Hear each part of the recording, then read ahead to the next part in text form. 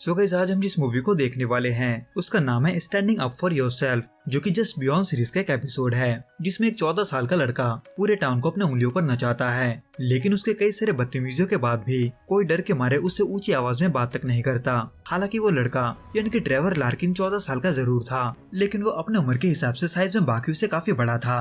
पर जो उससे भी बड़ा था वो था उसका घमंड, क्योंकि वो ये जानता था कि कोई उसका कुछ नहीं बिगाड़ सकता। इसलिए वो स्कूल जाते हुए एक औरत के फूलों के बगीचे को जानबूझकर कुचल देता है, लेकिन ट्रेवर ऐसा दिखाता है कि उसने जानबूझकर ये नहीं किया। हालांकि वो औरत सच्चाई जानती थी, पर अब जब वो ट्रेवर को कुछ नहीं कर सकती थी तो ऐसे में वो मुस्कुराते हुए ट्रेवर को स्कूल जाने बोलती है। इन शॉर्ट, ट्रेवर का पिता असल में उस टाउन का सबसे अमीर आदमी था, इतना अमीर कि वहाँ के लोग न सिर्फ उसके पिता के कंपनी में काम करते थे, बल्कि ट्रेवर के फैमिली के नाम पर उसके स्कूल का नाम भी रखा गया था। यहाँ तक कि उस टाउन का नाम भी उसके फैमिली के नाम पर ही होता है, यानी कि लार्किनविल। इसलिए ट्रेवर हर दिन रास्ते में आए हर एक शख्स के साथ बदतमीजी करता है, यहाँ तक कि वो कुत्ते को भी नहीं छोड़ता। और रही बात उसके स्कूल की, तो स्कूल में सभी डर के मारे उससे अच्छे से पेश आते हैं, जहाँ किसी भी बच्चे को इतना भी परमिशन नहीं था कि वो ट्रेवर को आंख उठाकर देखे। जिसमें इसी बीच ट्रेवर खेल के बहाने अपने क्लासमेट का नाक तोड़ देता है, जिसकी वजह से उस लड़के की मां शिकायत लेकर प्रिंसिपल के पास जाती है। लेकिन वो प्रिंसिपल ट्रेवर के खिलाफ एक्शन लेने के बजाय उल्टा इस मामले को वही खत्म करने का सलाह देती है, क्योंकि उस स्कूल को चलाने का पैसा न सिर्फ ट्रेवर के पिता से आ रहा था,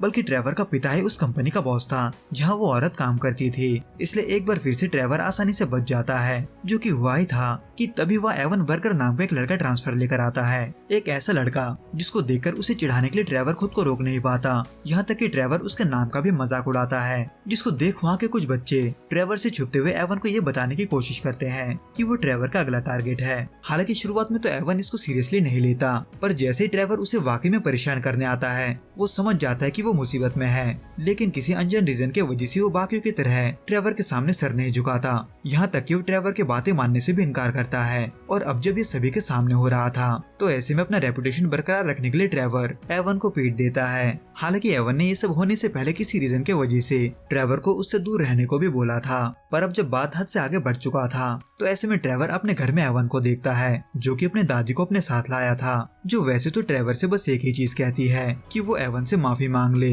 लेकिन बार बार बोलने पर भी ट्रेवर एवन से माफी नहीं मांगता, उल्टा वो दोनों को इंसल्ट कर देता है। इसलिए आखिर में एवन की दादी गुस्से में आकर किसी तरह का मंत्र पढ़ने लगती है, जो कि एक तरफ चल ही रहा था कि वही एवन की दादी के मंत्रों के साथ साथ वहाँ का मौसम भी बिगड़ने लगता है, जिसको देखकर ट्रेवर जिंदगी में पहली बार डरने लगा था।